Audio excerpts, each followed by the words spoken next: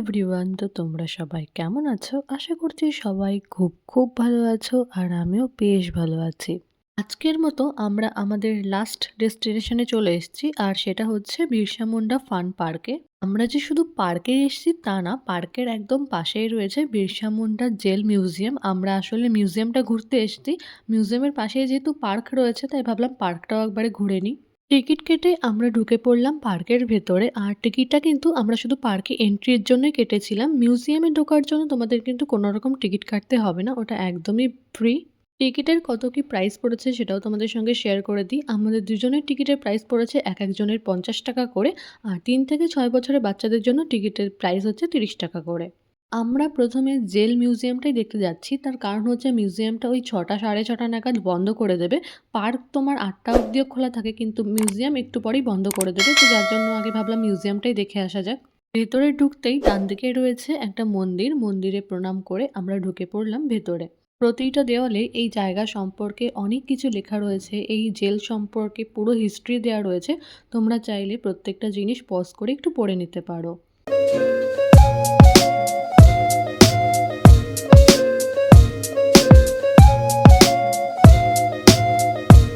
এদিকটাতে museum সম্পর্কে সব রকম ইন্ট্রোডাকশন দেওয়া রয়েছে, তোমরা চাইলে এখানটায় পড়ে নিতে পারো। এরপরে আমরা চলে আসলাম মেন জেলের ভেতরে।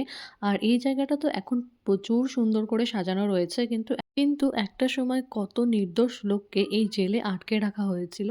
তোমরা সামনে যে দরজাগুলো দেখতে পারছো এগুলো কিন্তু জেলের এক একটা সেলের দরজা, যেগুলো এখন এরকম কাঠের দরজা করে দেওয়া হয়েছে।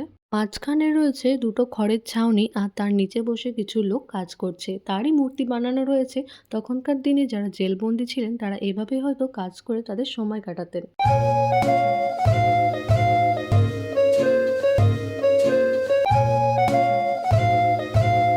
এই জেলটি 1899 সালে প্রতিষ্ঠিত হয়েছিল। ব্রিটিশরা আদিবাসী বিপ্লবীদের আটকে রাখার জন্য মেনলি এই কারাগারটা ব্যবহার করত। আদিবাসী নেতা বিরসা মুন্ডার কথা তো আমরা মোটামুটি সবাই জানি। সেই বিরসা মুন্ডাকেই তার শেষ দিনগুলিতে এই কারাগারে এনে রাখা হয়েছিল।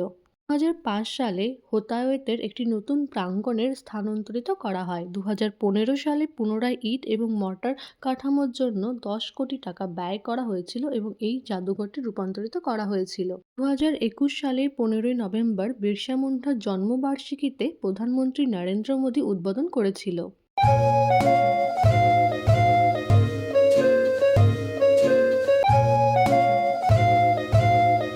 এই জায়গাটা এখন তো বেশ সুন্দর করে সুসজ্জিত রয়েছে, কিন্তু একটা সময় এই জেলটা পুরো প্রায় 15 বছর ধরে বন্ধ ছিল। যার কারণে দেয়ালগুলো কিন্তু পুরো ভেঙে গেছিল, ওপরের ছাদগুলো পুরো নষ্ট হয়ে গেছিল। তারপরে এটাকে আবার নতুন করে তৈরি করা হয়েছে। এতক্ষণ পরে একটা ফাঁকা সেল দেখতে পাওয়া গেল। আর তোমাদেরকেও জায়গাটা ভালো করে দেখাই। এটা হচ্ছে জেল, আর তার সামনে তো এরকম কালো দরজা দেওয়া রয়েছে লোহার। আর যে ছিটকিনিগুলো সেগুলো হচ্ছে, দেখো এই ভেতরে পাশে যে খোপগুলো করে দেওয়া রয়েছে, খোপের মধ্যে এই ছিটকিনিগুলো আটকাতে হয়। এইসব দেখলেই মোটামুটি বোঝা যায় যে তখনকার দিনে যে বন্দিগুলো এই জেলে থাকতো তাদের কি দুরবস্থাই না হয়েছিল। এখানটায় ছিল একটা বড় লাল রঙের রঙ্গন ফুলের গাছ। আর আমি সৌতমকে এটাই বলছিলাম যে আমাদের বাড়িও এত বড় একটা রঙ্গন ফুলের গাছ ছিল, যেটা ঠিক এরকমই দেখতে ছিল। আমরা রাঁচিতে এসে যতগুলো জায়গা ঘুরেছি তার মধ্যে থেকে কিন্তু আমার এই জায়গাটাই সব থেকে বেশি ভালো লেগেছে। সামনের দিকটাতে কিছু বিপ্লবীদের বড় বড় স্ট্যাচু করে দেওয়া রয়েছে, তো চলো সেদিকেই যাওয়া যাক। প্রথমেই আমরা যে বিপ্লবীর স্ট্যাচু দেখতে পেলাম সেটা হচ্ছে যাত্রা তারা ভগত। তিনি একজন ট্রাইবাল লিডার ছিলেন। আর এখানটায় না একটা বড় স্ক্যানার দেওয়া রয়েছে, এখানটায় তোমরা যদি স্ক্যান করো তার সম্পর্কে তোমরা সব কিছু জানতে পারবে। এরপরে আমরা যেই বিপ্লবীর স্ট্যাচুটা দেখলাম তার নাম হচ্ছে গায়া মুন্ডা। আর তিনিও একজন ট্রাইবাল ফ্রিডম ফাইটার ছিলেন। প্রতিটা স্ট্যাচুর নিচেই কিন্তু এরকম স্ক্যানার দেওয়া রয়েছে, তোমরা স্ক্যান করলেই তোমাদের সব কিছু ডিটেলস ফোনে চলে আসবে। এছাড়াও আরও অনেক বিপ্লবীদের স্ট্যাচু ছিল। তার মধ্যে একটা ছিল নীলম্বর অ্যান্ড প্রীতম্বর, এরাও কিন্তু ট্রাইবাল ফ্রিডম ফাইটার ছিল। আর দূরে যে স্ট্যাচুটা দেখতে পাচ্ছ সে স্ট্যাচুটা হচ্ছে সিধু এবং কানুর। তো সিধু কানুর কথা তো আমরা মোটামুটি সবাই পড়েছি। আমাদের কিন্তু জেল মিউজিয়াম ঘোরা কমপ্লিট। এরপরে আমরা চলে আসলাম পার্কে। আর পার্কটা না ভীষণই খালি খালি লাগছিল। এরপর চলো পার্কের ভেতরে গিয়ে দেখি কি আছে না আছে।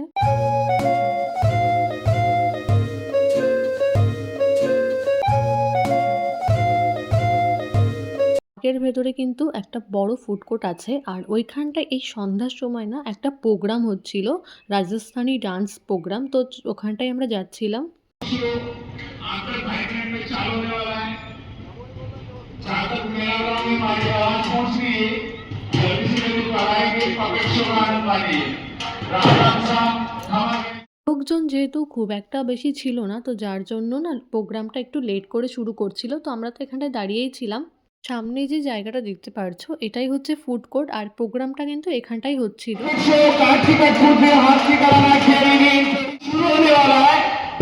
आपका 5 मिनट में 2 टिकट के बाद 2 चार्ज होगा, बिल्कुल फ्री में दिखाया जाएगा। Public show public show. Show শুরু হতে এখনো অনেকটা সময় লাগবে, আর আমাদের এতটা সময় নেই হাতে। তো আজকের মতো ভিডিওটা তাহলে এখানটাই শেষ করছি। ভিডিওটা ভালো লাগলে একটা লাইক করে দাও। আমার চ্যানেলে নতুন হলে অবশ্যই চ্যানেলটা সাবস্ক্রাইব করে দিও।